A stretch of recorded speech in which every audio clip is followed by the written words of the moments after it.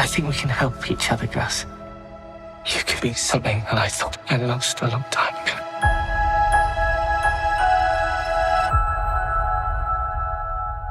Hope. How are you? Hello, very good. Great. I'm really, really glad to be talking to you. First of all, congratulations of the show. I actually got to spoke to Nonso the last time for first season, and I'm glad to be here again, talking to all of you.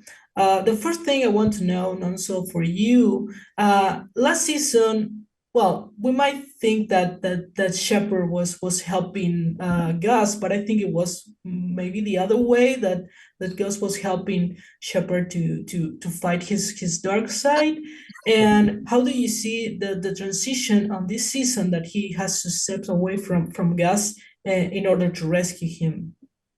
I think that's a really good observation that you made. Before Jepperd meets Gus, he's just, in my opinion, one of the notes that I wrote down, he'll be happy to die really right now. He's trying to survive and live, but he doesn't really have anything to live for. If he goes, he doesn't really mind or not. And then Gus comes along and gives him, pierces through that hard outer shell, and then gives him something to live for.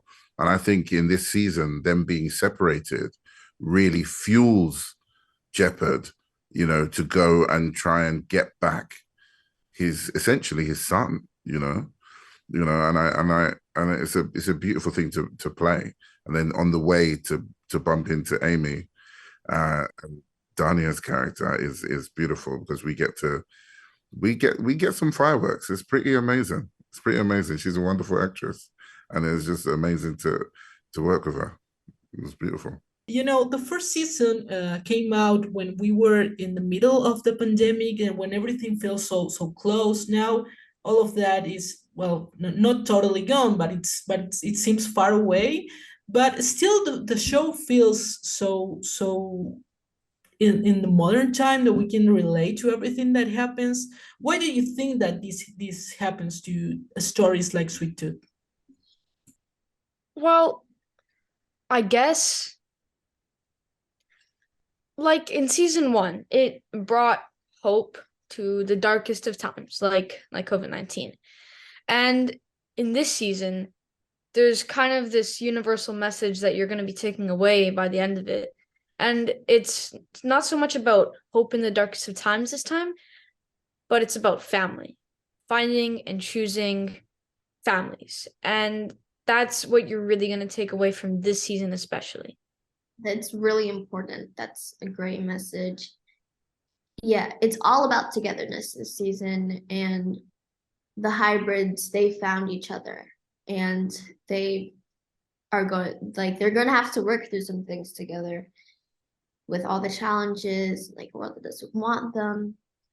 And it kind of just relates to what's happening now, because even though the pandemic isn't hitting as hard for most people, it's still very true. It's very here. So I guess the show, people are relating to Sweet Tooth because of that. Glass men. They've got my kids. I need your help. So Dania, how was it for you to be a main protagonist now? Because we knew little from Aimee on the first season, but now she has to go out there and fight and team up with someone that she feels that it's different from her. How was that for you? I mean, it was a beautiful journey, and I got to work with Nonso, who's just amazing, and really dive into a different layer of Aimee's, character. We saw her as a mother, and I think that's the only thing that we kind of saw her as. We saw her as a protector of hybrids. By the end of season 1, I think you get the gist that things are about to change. That really her mission in life, and that fire and that warrior in her is going to be ignited. You had this relationship that was really building, and when the end of the world, the big crumble happened, she was left alone, and she was just surrounded by children. So I think there's a little bit of an awkwardness to figuring out another adult and being around another adult that's left in this world, and seeing what, how do you react and how do you trust? And then when you do trust and you find things out, how do you react to those things that you're finding out? It's crazy because I feel like we've done so many scenes together. Like when we were like filming season 1, I thought that I've done scenes with her, but I really haven't, because I've been like so close to her already. And because we've like hung out, we chatted, we've like gone around New Zealand, did some adventures. It was kind of almost already there, but of course we had to show that we were building up our relationship in the actual show. And it wasn't like so close like in real life, like we weren't like best friends or anything, but like over the course of the season, Gus and Wendy became best friends, and we also became best friends essentially. We have suffered immensely as a country, as a species. Just a matter of time before the whole world learns habits are key to the cure. How was for you that transition of to see this character now having to work with the bad guys because he has no choice?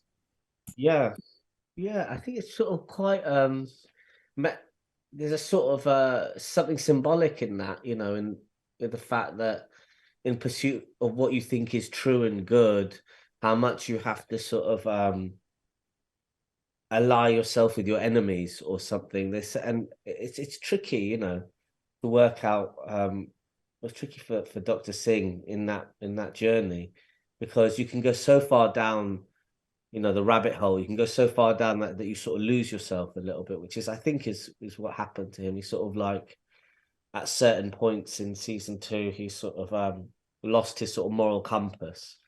But eventually he gets it back again, because we're telling this story about Gus, and we've talked about it so many times. It's just like the pursuit of goodness and kindness. It always sort of brings you back onto back to the path of goodness,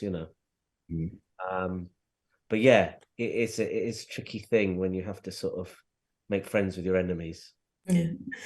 Okay, guys, thank you so much for taking the time talking to me, and I really hope the show keeps doing great, because it's really amazing. It's heartwarming, like a safe place for everyone.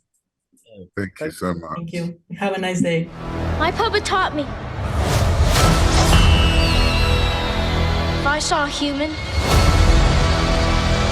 I should hide.